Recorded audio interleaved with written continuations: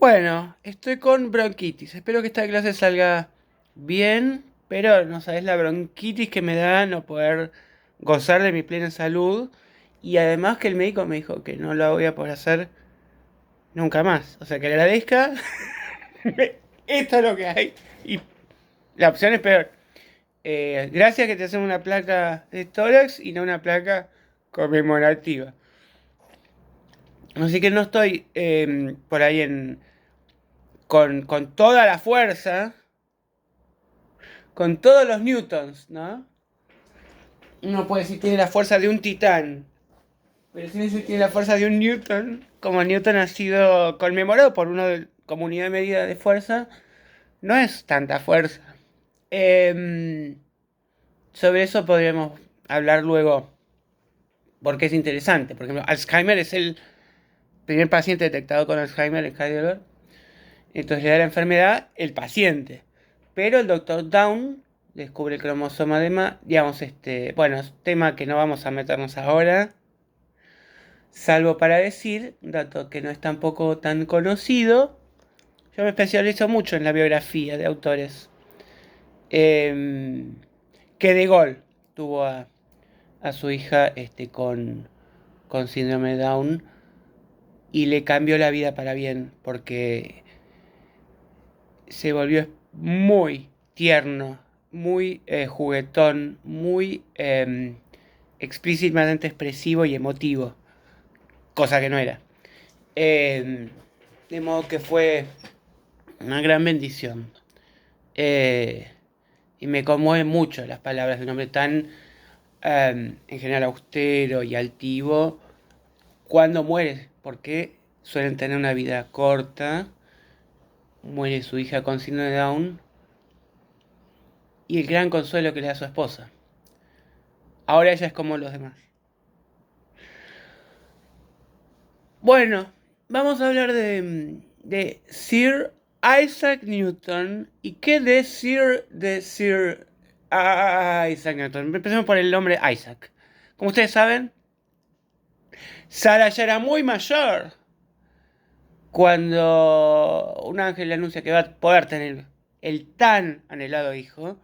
Entonces le pone Isaac, que quiere decir, y ella rió. Cuando le dicen que va a poder quedar embarazada a esta edad, ¡ja, ja, ja, ja! Se ríe.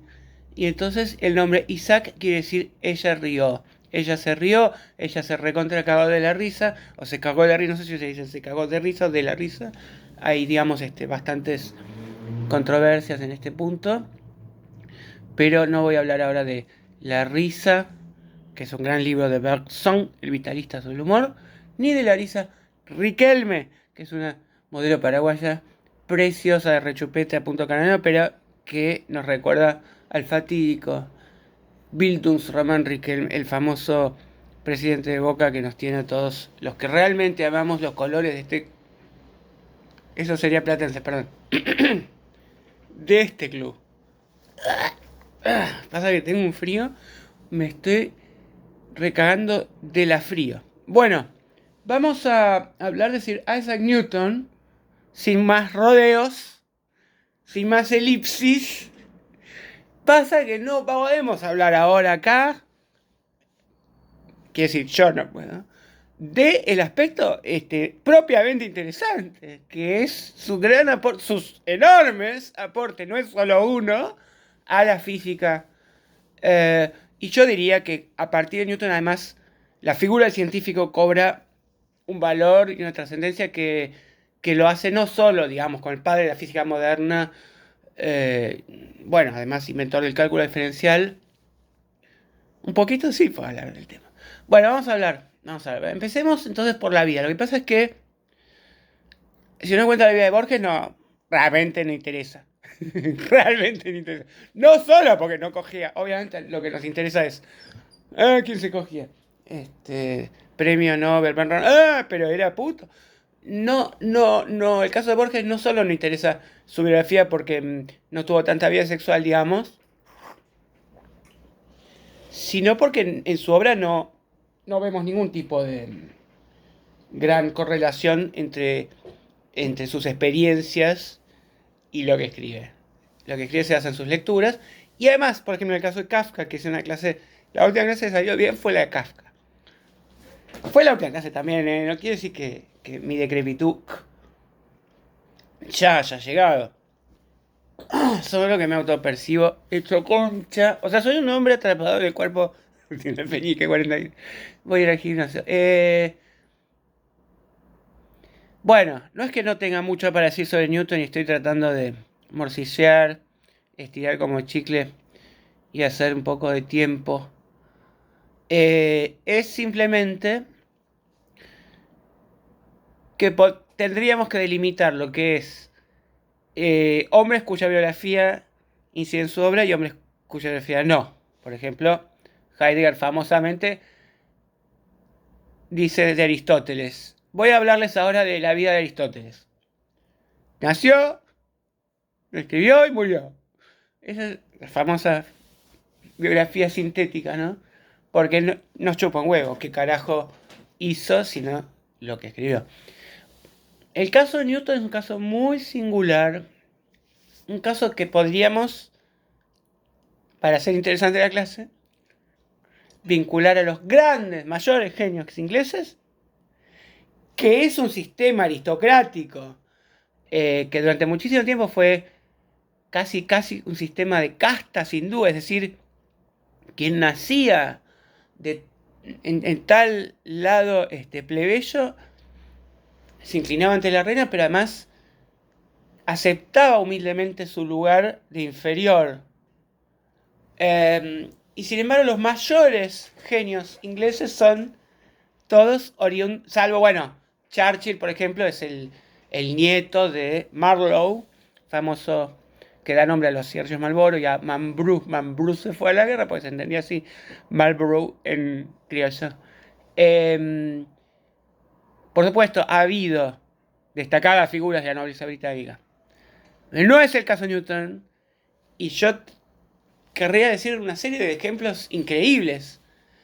Porque, por ejemplo, si uno ama a los Beatles, se sorprende de que en Inglaterra hayan tenido al principio mucha resistencia, porque siendo ellos de Liverpool, hablan con su dialecto villero, digamos. Nosotros no pensamos nunca que hay diferencias entre ingleses, porque ya bastante tenemos con tratar de pagar las expensas, pero es increíble que las más admiradas, rimbombantes, glamorosas estrellas inglesas para nosotros, para ellos sean grasa. Entonces, pensemos en, bueno, Cary Grant, pero que triunfó en Estados Unidos, está bien. Benny Hill. Hay muchísimos ejemplos de los más destacados ingleses que quizás ellos no tienen la religión católica ni, digamos, la anglicana de una manera tan acariciadora. No es un Dios muy cercano. Entonces, tal vez se podría pensar que hayan conservado, digamos, la institución de la monarquía puede servir y que de alguna manera haber nacido, tener, digamos, o sea, uno como cristiano nace como pecador, porque no sé, no me acuerdo quién comió qué, hace cuánto, pero por culpa de ellos me llaman, sos re perverso vos. Y es hermoso. Entonces yo estoy enfermo, estoy pagando por mis grandes pecados, soy recontra acogedor. Cambio, en cambio cuando te dicen eso, bueno, es cierto que me estoy apartando un poco en exceso de lo que sería, estrictamente hablando, una clase sobre Newton. Pero una clase sobre Newton la van a poner en contacto ustedes en YouTube. 10.000 millones de clases sobre Newton. Le preguntan a la inteligencia artificial quién fue Sir Isaac Newton. Bueno, lo que quería destacar es que fue nombrado Sir, el hijo moribundo, que casi nace muerto, cuya máxima ambición la familia quería que se encargue de la granja. O sea, estaba llamado a ser un granjero, en el mejor de los casos, y no se moría. Nació prematuro. Por eso quiero decir, el nombre de Isaac está bien. Bien, pues la madre no era ninguna boluda. Yo creo que le doy la madre. Su genio. Estuvo a punto de morir antes de nacer. Y luego hubo un gran periodo de su vida donde ya Leibniz se restregaba las manos, lloraba lágrimas de cocodrilo diciendo, perdió la cabeza. Se le reblandeció el cerebro. Él experimentaba muchas cosas con Mercurio. Con Mercurio. Y por eso parece que fue afectado mentalmente en un periodo. Y luego, está bien, terminó muriendo bastante joven. Incluso para lo que eran esos tiempos. Estamos hablando del año 1600. Hay un dicho inglés que está loco como un sombrerero. Los sombreros hacían arreglos a los sombreros con mercurio. El mercurio afecta mucho el cerebro, Newton no lo sabía. Bueno, yo lo que tendría que parecer de original de Newton, porque de enciclopédico se puede recurrir a cualquier enciclopedia. Bueno, mi asombro por todo lo que logró este hombre. Pensemos realmente, además en Inglaterra, Darwin, pensemos lo que es la ciencia empírica, ¿no? Como gracias a que Locke y a toda la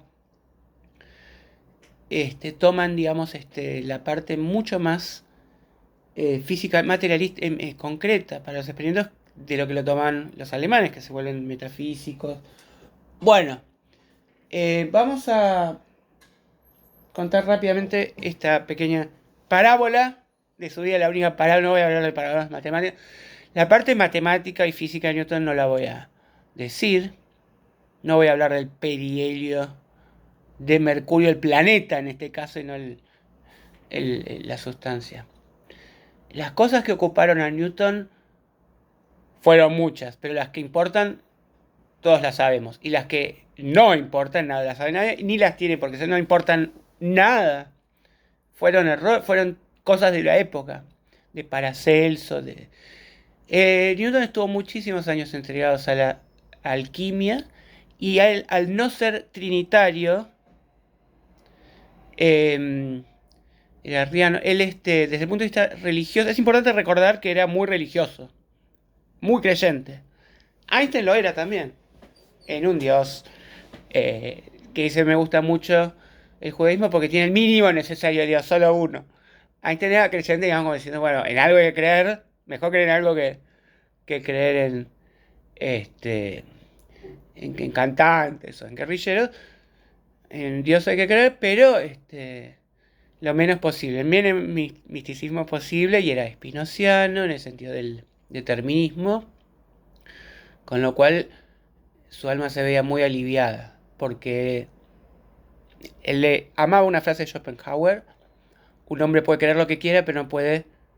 Un hombre puede hacer lo que quiere. Supongamos yo ahora me quiero hacer salchichas alemanas con mostaza porque me agarró el antojo, me autopercibo embarazada. Bueno, me puedo hacer esas salchichas. ¿Por qué no? Voy, tengo los elementos. Ahora lo que no puedo es... No me puedo hacer lo que quiera, pero no puedo querer lo que quiera. ¿Quién me mandó a mí a querer salchichas? No elijo yo lo que yo quiero, lo que no. Entonces, esta profunda, digamos, falta de independencia interior, y no solo el determinismo exterior, el determinismo de la historia, el determinismo, sino el interior, hacía que Einstein se viera muy tranquilo, de que las fuerzas que gobernaban su vida no deberían merecerle quitar el sueño porque no puede hacer nada con eso. Lo que puede controlar, lo que puede medir, bueno, la física de otros planetas. ¿Por qué traigo a colación a Alberto Einstein? Porque es un gran admirador de Isaac Newton. Bueno, como lo tenemos que ser todos, por supuesto. Isaac Newton, me acuerdo cuando estuve en el aeropuerto de La Habana, que se llama José Martí, y dije, qué maravilla, porque ni los ingleses con Shakespeare le ponen Shakespeare a una estación de tren, todos son guerreros, Nelson, qué sé yo, y después me dijeron, José Martí está acá por guerrero, pelotudo, no, porque además escribió hermosos poemas que Pete Seeger incluyó en Guantanamera. Sin embargo, Newton sí es un héroe, ella es un científico. Nosotros desde Newton O sea, no se pueden imaginar ustedes lo que era la ciencia antes de Newton. Y de hecho Newton no es un científico puro. Es un, como yo digo, se dedicaba también en ese momento, quería también, entre muchísimas cosas, se ocupaba de, vamos a fabricar oro, todas las cosas que le interesaban a los alquimistas místicos. El hecho es que él, bueno, vamos a empezar a contar la vida, ya pasaron 15 minutos y dije nada. La clase parece. Puso un haz de luz, puso un prisma, hizo pasar por él un haz de luz y se descompuso. Se descompuso la... Bueno, vamos a hablar de la teoría de los colores, importantísima. Bueno, vamos a hablar de la vida de él, porque en Kafka, que resultó la última clase exitosa, fue muy importante la vida de él. Podemos leer toda la vida la obra de Kafka sin saber nada, pero realmente está muy entreverado todo lo que es el registro del vocabulario burocrático. Kafka se dedicaba, así como Einstein en su oficina de patentes tenía tiempo para pensar en la relatividad, Kafka se ocupaba de extender licencias por accidentes laborales, a los que se cortaban la mano, les caía con la cabeza. Entonces, y podemos imaginar la obra de Kafka redactada con otro vocabulario que no sea tan burocrático, y que el infierno de Dante kafkiano no sea burocrático, la infinita burocracia, y la solución no llega por el triplicado, digamos. Bueno, eso es un rasgo muy biográfico. Y además, bueno, toda la obra de Kafka que podemos admirar por su gran, eh, digamos, ligereza y plasticidad para poder hacer que un mono se presente en la academia, para decir eh, que la cantante del pueblo de los ratones, es decir, todo esto que tanta imaginación y tan fácil, porque nadie, digamos, se pone a decir qué bárbaro, Kafka hace interactuar en un mismo mundo animales y personas. No se detiene en eso, sino en la terrible angustia, la permanente emoción tortuosa y pesadillesca que embarga a cada una de sus líneas, ¿no? Escritas, además, si uno va al museo, eh, JP Morgan es un gran, finalmente, mecenas hoy de lo que es los dibujos y manuscritos originales de Kafka. Y si uno los ve, por más que él describe, torturado, desgarrado, todo se resiste a ser escrito, escribía de un tiro, de una brusca iluminación. Bueno, vamos ahora sí a Newton y vamos a hablar del Annus Mirabilis. Porque, bueno, también me preguntan por la vida sexual de Newton, era puto, le gustaba por el anus. Newton en realidad no es que, claro, es fácil con la bandera de la militancia trans, gay, lesbio, homofóbico, culestrón, que me gusta cogerme unicornio, todas las siguientes es una bandera que tiene todos los colores, que cuando uno ve a Newton y un arco iris, piensa, bueno, o es la tapa de Pink Floyd, o tal vez algo de gay haya en esto. Por esa peluquita no parece muy... Bueno, los Wicks. Hay que pensar lo siguiente. No nació muerto, no nació, como Nietzsche, póstumo, pero hoy sería Asperger. Hoy lo recontra diagnostican Asperger. Bueno, ¿a quién no? Pero Newton era una persona que desde el punto de vista afectivo,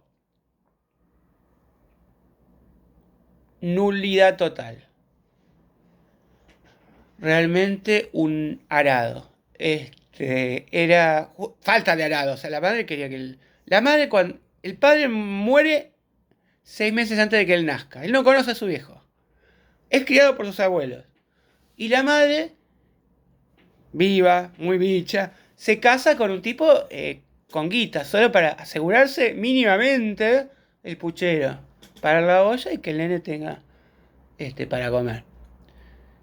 Entonces, Newton no destaca en la escuela. No destaca para nada. Al principio no le interesa. Los grandes genios que no destacaron en la escuela, los grandes genios que no destacaron en la escuela, Einstein, Woody Allen, son porque su atención está en otro lado, no porque son idiotas. Pero, al contrario, lo que nos sorprende es que haya sido tan genial de la nada. La madre no era intelectual, al padre no lo conoció, pero bueno, él muy pronto se interesa con una curiosidad, una sed intelectual, un apetito inmenso por las cosas prácticas. No hay que pensar que Newton haya sido un físico. Nosotros tenemos la idea del profesor ciruela, el científico distraído, que vive en el mundo de las ideas, que es algo que quien conozca a Platón diría, bueno, pero no hay nada más concreto que las ideas. Pero nosotros tenemos esta imagen de que es un Stephen Hawking que descifró el enigma del tiempo y que el origen del universo, pero no se sabe atar los cordones. Bueno, Newton era un tipo muy manualmente práctico y armaba todo el tiempo toda clase de objetos y artefactos y, por ejemplo, mejoraba diseños de cosas, incluso decía, ¿cómo funciona ese? Bueno, y agarraba y cualquier cosa que existiera ya, le da curiosidad hacerla, y entonces hacía una pequeña maqueta, qué sé yo, y hay, digamos, mejorías de, no sé, el diseño de distintas cosas que a la manera de Leonardo da Vinci, aunque está un poco agrandado Leonardo da Vinci en ese sentido, digamos, no es que inventó tantas cosas Leonardo da Vinci, pero queremos decir que sí, porque queremos armarnos un mito, digamos, prometeico con Leonardo, ¿no?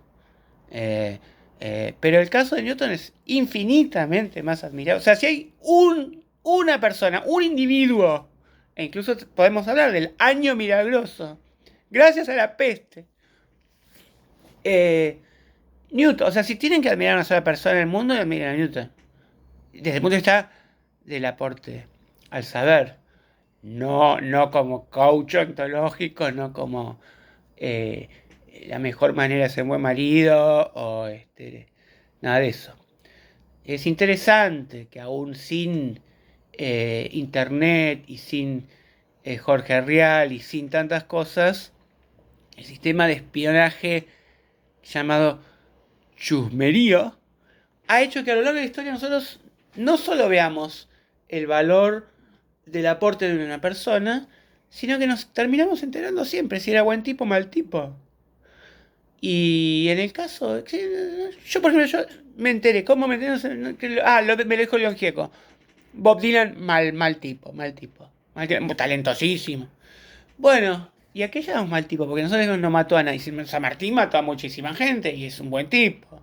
El Che Guevara, nos ponemos la remera. Entonces, ¿y qué es buen tipo, mal tipo? Bueno, el caso es que Newton era un tipo medio pendenciero. Era un tipo peleado. O sea, no hay que pensar en el científico que vive en las nubes. Es un tipo que una vez le hicieron bullying. Era chiquitito, todo. Lo terminó, lo sacó cagando. Pues es muy raro cuando dicen que Messi es rosarino. ¿Ustedes vieron un verdadero rosarino, no?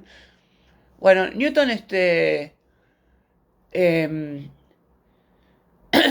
em, va a una escuelita, no demuestra demasiado interés, enseguida notan que es un tipo muy inquieto, con mucha inteligencia, y quieren favorecer esa inteligencia. Tienen la inteligencia de querer favorecer su inteligencia, porque realmente, digamos, así como Saramago también era hijo de unos campesinos que, como él dice, si yo les traigo una jirafa, la ponen a la noria, al arado, no, solo piensan en... Bueno, el caso es el siguiente. A Newton se ha tenido que encargar de la granja y lo hace pésimo. Tiene que vender, está pensando en formulaciones. Hay que reconocer que tiene una fortísima vocación tiene un placer, esto es lo que hay que decir. Ustedes que me preguntan por la vida sexual de Newton, la libido la tiene puesta en la matemática. Increíble, ¿no? Muy poca gente. Bertrand Russell dice, no me suicidé porque quería saber más matemáticas. Bueno, no es, digamos, el cartel que vamos a poner para que nadie se suicide, porque ¿cuántos japoneses se suicidan porque fallaron en su examen de matemáticas? Poca gente ve en las matemáticas algo tan sexy como Newton. Newton está, por supuesto, los grandes matemáticos jóvenes, siempre jóvenes. La matemática es una de las cosas, como el ballet clásico, digamos, no hay genios que empezaron a los 60 años como Kant. ¿Cuándo escribió Kant la crítica de la razón pura? A los 68 años. ¿Cuándo empezó a escribir Raymond Chandler? Hay grandes genios que se destacan de grandes y que no fueron nada antes y que eso no importa. Pero para ser un gran matemático hay que serlo de joven, como este indio famoso. Bueno, Ramanujan, algo así ya, no me acuerdo ahora. Pero bueno, el tema es el siguiente. El gran amor de la vida de Newton, y esto hay que decirlo para gloria de Francia, porque acá está toda la rivalidad entre el alemán Leibniz, el inglés Newton, es Descartes, el geómetra, que por supuesto ha sido tomado por los ingleses en un sentido mucho más sensualista que espiritual. Digamos, Descartes marca un antes y un después, está, como se dice, con un pie en el medioevo y con el otro, pero eso es un tema del pedículo de Descartes. Quiero decir, desde que lea Descartes, a Newton le fascina la matemática, porque él, ¿qué considera? Como Pitágoras considera que la matemática es el idioma de Dios, de la naturaleza viviendo, no es una cosa abstracta, fría, numeritos.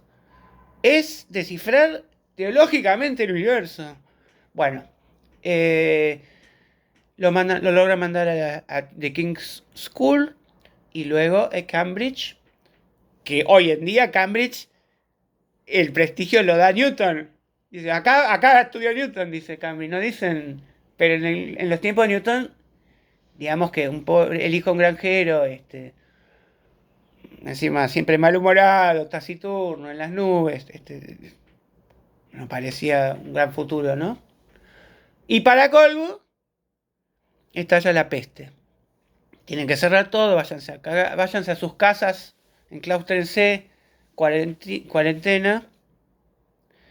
Y ese es el año en el que Newton dice, bueno, por el placer, como hobby, para alegría mía, para solaz, voy a perfeccionar el telescopio con un espejo. Bueno, ahora no me sale. Para todas las cosas técnicas las pueden googlear. Porque además, está bien, es una patada en los huevos leer directamente los Principia porque lo formula de manera geométrica. Es decir, sí, solo en el caso de Spinoza tenemos algo peor. Y es culpa de Descartes, esto, sí. Pero es un libro, sin embargo, bastante entendible en relación a otros libros científicos. Lo más famoso de Newton, por supuesto, es la cuarta parte, ¿no? La ley sí, la gravedad. Él después construye un poco un relato falso, porque la gravedad no es lo primero que él descubre, digamos. Él tenía un competidor que se llama Robert Hooke. Lo pueden realmente asociar al Capitán Garfio. Hay una frase muy famosa que él cita, ¿no? Que dice, si hemos llegado tan lejos es porque somos meros enanos subidos a los hombros de gigantes. Frase que lo baña de humildad, supuestamente, pero él en realidad, como su rival es un petizo, la palabra enano es un tiro por elevación, o bueno, elevación no es la palabra, por bajeza, a Hooke. Era un tipo muy, muy pendenciero, reitero. Quizá debemos agradecer su irritabilidad, porque toda esta pugnacidad por ganar es lo que le hace descubrir verdades que tal vez ese es el impulso, porque tal vez ese es, ya dijimos que no le interesaba salir a mirar culos, no le interesaba nada más. Realmente su vocación, en el sentido etimológico del llamado divino, es como Pitágoras, les digo, porque Pitágoras se suicidó al descubrir que la raíz cuadrada de 3 es irracional, porque entonces el universo no tiene sentido, porque Dios hizo las matemáticas, Dios hizo el universo matemáticamente. Bueno, Newton pierde muchísimo tiempo después de su vida inventándose una historia. Esto es interesante. Lo más interesante de todo son sus errores.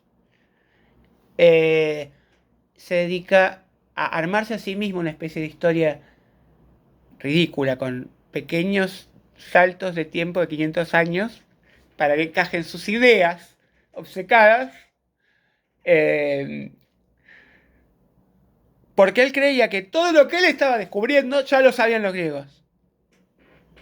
Que es ¿no? La rama.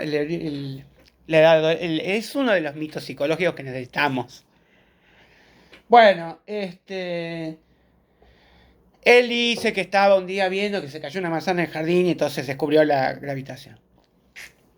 No pudo haber sido ese día. Así como, es como la anécdota de Abraham Lincoln que mintió una vez. Ni siquiera mintió cuando el padre lo iba a fajar. Bueno, son parte como de cosas que le sirven a la gente como slogan para recordar algo de temas difíciles.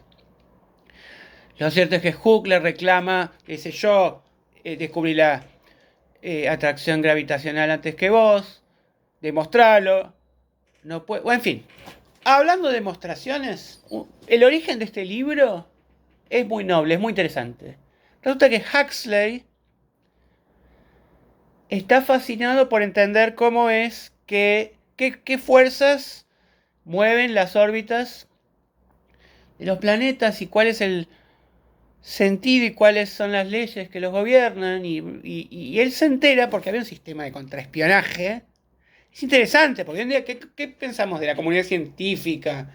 Todos comparten sus saberes, es gente desinteresada, objetiva. No, acá el tipo tenía miedo de que le roben la idea, no la publica ni que lo encañones. Darwin, ¿cuándo publica? Cuando Wallace le dice, che, yo descubrí una cosa, que es que el ser humano haciendo más así. Espera un minuto. Hola, anagrama, publica en chat. Tuvo 60 años, se lo dije en las especies, escrito, terminadito, lleno de esas pruebas innecesarias. Es como todo como si un tipo estuviera frente a un juez declarando su inocencia y demostrando su inocencia. El libro de Darwin es más insoportable. Me vienen con que el libro de Newton es insoportable. Bueno, Kant no es más insoportable. Bueno, entonces Huxley visita a Newton y le dice, miren, me contó un pajarito, se rumorea, se anda diciendo por ahí que usted tiene la solución. Y Newton dice, sí, elipse. En una elipsis bastante, digamos, no se explayó. Y dice, como una elipsis. ¿Y qué?